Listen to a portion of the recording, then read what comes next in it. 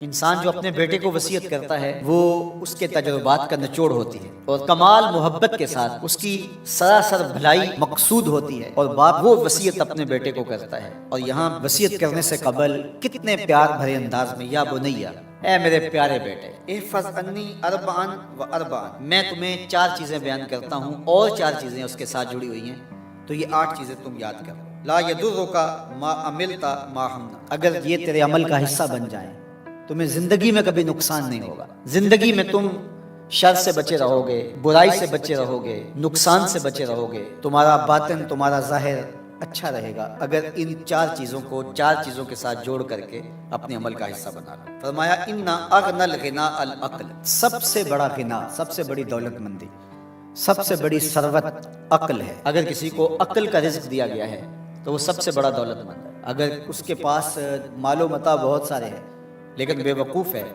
تو وہ دولت مندی نہیں ہے۔ وَأَكْبَرُ الْفَقْرِ الْحُمْقُ، اور سب سے بڑا فقر اور سب سے بڑی محتاجی جہالت ہے۔ سب سے بڑی دولت مندی عقل ہے، اور سب سے بڑی غربت، سب سے بڑی غریبی اور سب سے بڑا فقر اور محتاجی بے وقوفی ہے۔ وَأَوْحَشَ الْوَحْشَةُ الْعُجْبُ، اور سب سے بڑی وحشت تنہائی عجب ہے، خود پسندی ہے، اپنے آپ کو دیکھنا کہ میں بہت کچھ ہوں۔ جو شخص اپنے آپ کو دیکھتا رہتا ہے اور وقت اپنے آپ کو ہی لوگوں کے سامنے پیش کرتا رہتا ہے بنا سنوار کے، وہ تنہا ہو جاتا ہے۔ لوگ اس کی ان خوبیوں کا بھی انکار کر دیتے ہیں جو خوبیاں واقعتاً اس کے اندر موجود ہوتی ہیں۔ اگر پاؤ ہے تو اپنے آپ کو سیر نہ بتاؤ، لوگ پاؤ کا بھی انکار کر دیں گے۔ تو جو جس حالت میں ہو وہی حالت لوگوں کے سامنے ہونی چاہیے، بلکہ اس سے اگر کم ہو۔ شیخ سعدی نے ایک بڑی خوبصورت بات لکھی کہ تم برے ہو لوگ تجھے نیک سمجھیں یہ بری بات ہے، لیکن تم نیک ہو اور لوگ تجھے برا سمجھیں تو کوئی فرق نہیں پڑتا، تم اللہ کی نظر میں نیک ہو۔ اس لیے تم اگر سیر ہو اور لوگ تمہیں پاؤ سمجھیں تو کوئی فرق نہیں پڑتا، لیکن اگر تم اپنے آپ کو پیش کر رہے ہو تو لوگ تمہاری اس حیثیت کا بھی انکار کر دیں گے جو تمہیں حاصل ہے۔ اکرم الحسب حسن الخلق، سب سے اچھا جو حسب و نسب ہے وہ کیا ہے؟ میں فلاں ہوتا ہوں، میں فلاں ہوتا ہوں، میں فلاں کا بیٹا ہوں، فلاں قبیلے سے میرا تعلق ہے، میرا باپ بڑا امیر کبیر تھا۔ اپنا حسب نامہ اس طرح لوگ پیش کرتے ہیں، مجھے جانتے ہو کہ میں فلاں ابن فلاں۔ سیدنا علی المرتضیٰ فرماتے ہیں بہترین جو حسب ہے جو آپ پیش کرتے ہیں وہ کیا ہے؟ حسن الخلق، تمہارے اخلاق کیسے ہیں، تمہارا خلق گواہی دے گا کہ تم اچھے خاندان کے چشم و چراغ۔ مشک آنس کے خود ببوئے نہ کہ عطار ببوئے۔ فارسی کا ایک مقولہ ہے کہ خوشبو وہ ہوتی ہے جو خود بتائے کہ میں خوشبو ہوں۔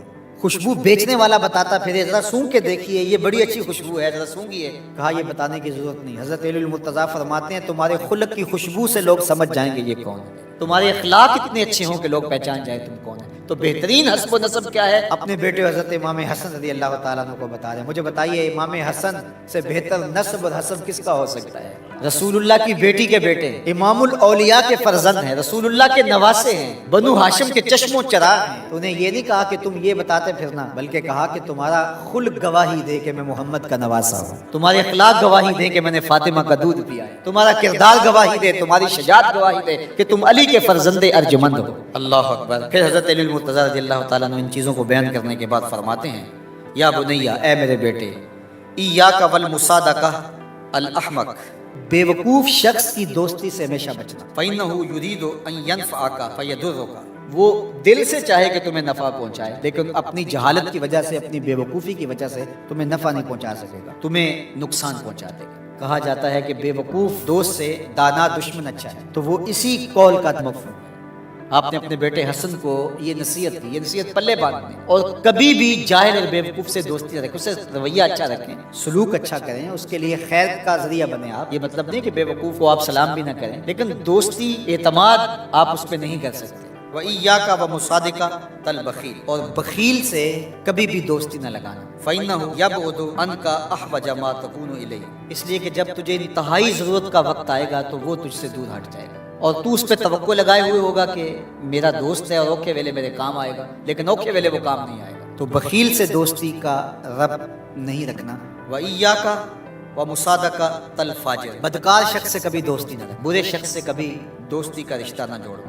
فَإِنَّهُ يَبِيعُكَ بِالطَّاعَةِ، جو فاسق و فاجر ہے، برا شخص ہے، بدکار ہے، اس سے دوستی نہ رکھنا، اس لیے کہ وہ بہت تھوڑی قیمت میں تجھے بیچ دے گا۔ اور آخری بات وَإِيَّاكَ وَمُصَادَقَةَ الْكَذَّابِ، جھوٹے آدمی سے کبھی دوست نہیں رکھنا۔ فَإِنَّهُ كَالسَّرَابِ يُقَرِّبُ عَلَيْكَ الْبَعِيدَ وَيُبْعِدُ عَلَيْكَ الْقَرِيبَ، وہ بعید کو تجھے قریب دکھائے گا، قریب کو تجھے بعید دکھائے گا۔ جو چیز قریب ہوتی ہے، جو سراب ہوتا ہے تو دور سے پانی دکھائی دیتا ہے، لیکن جب قریب جا کے دیکھتے ہیں تو سراب ہوتا ہے، پانی نہیں ہوتا۔ تو کہا وہ بھی سراب کی طرح ہوتا ہے، کذاب جھوٹ بولنے والا، جو تجھے وہ نقشہ کھینچے گا جو ہوگا نہیں، تجھے وہ چیزیں بتائے گا جو نفس العمل میں نہیں ہوں گی، اور تو ایک مغالطے میں مانا جائے گا۔ یہ ہے حضرت سیدنا علی المرتضیٰ رضی اللہ تعالی عنہ کے وہ اقوال نور، جن کی گہرائی، گہرائی اور حکمت سے بھرے ہوئے یہ کلمات سے پھوٹتے ہوئے اجالے ہماری زندگی کو ایک اسلوب دیتے ہیں۔